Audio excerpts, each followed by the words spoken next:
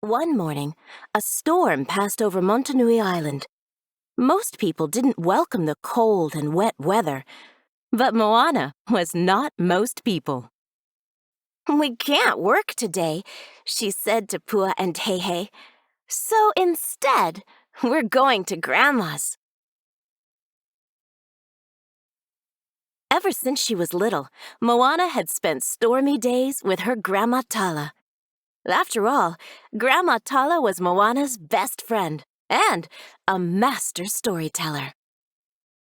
Plus, Grandma Tala could always use an extra hand around the house, and Moana loved to help. So she, Pua, and Heihei hurried over. Drenched by the rain, Moana, Pua, and Heihei slid into Grandma Tala's fale with a crash. "Now that was an entrance," laughed Grandma Tala as she went in for a hug. "Wait, we're soaked," Moana warned. But Grandma Tala didn't mind. "Good thing rain is water, and water dries," she said. "Now, get settled. I have a new story about a storm. I've been waiting for the perfect day to share it with you." Everyone settled in and Grandma began to speak. But Moana couldn't focus. She heard a drip, drip, drip. Moana looked up and spotted a small hole in the ceiling. "Grandma, you have a leak," interrupted Moana. "Let me fix it for you." But Grandma Tala waved her off. "Never mind that old leak. We learned to live together a long time ago." Moana tried her best, but she couldn't ignore the puddle forming on the floor. "Grandma cannot patch this leak on her own," Moana thought to herself. "But I can. If I'm quick, she might not even notice I was gone." With that, Moana climbed up to the ceiling. When Moana had finished, she slid back down and landed plop right in front of Grandma. Grandma Tala laughed. "Thank you, Moana. No leak is safe from you," she said with a playful nudge. "Now, can I get back to my story?"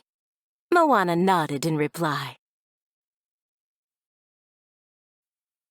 Grandma Tala was just gearing up when clap, crackle, boom!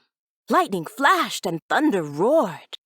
The weather frightened Pua, who jumped sky high and crashed into a pile of Grandma Tala's prized storytelling tapa. "Oh, Grandma, your tapa!" cried Moana. She rushed to clean up the mess, but Grandma Tala insisted Moana stop. "The tapa can wait," Grandma Tala said. "Come and sit. I'm finally getting to the good part." Moana took a seat, and Grandma Tala continued. Outside, the wind howled and the fale's woven curtains flapped wildly. Not only that, Heihei had wandered outside and the wind was blowing him around like a tumbleweed. Moana's eyes were locked on the swirling bird. With a final whoosh, Heihei re-entered the fale, somersaulted across Grandma Tala's floor, and landed safely in Moana's lap. Just then, Moana noticed that Grandma Tala had stopped talking. In that moment, Moana's heart sank. "I'm sorry, Grandma," she said. "I keep getting distracted when all I really want is to spend time with you." Grandma Tala pressed her nose against Moana's, and Moana took Grandma Tala's hands in hers. "One more time," Moana said, "and I promise I am listening."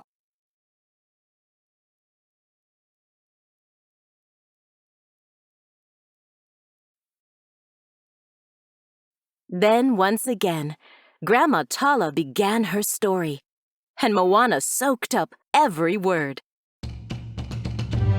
Outside, the storm continued, but inside, nothing could dampen Moana and Grandma Tala's perfect stormy day.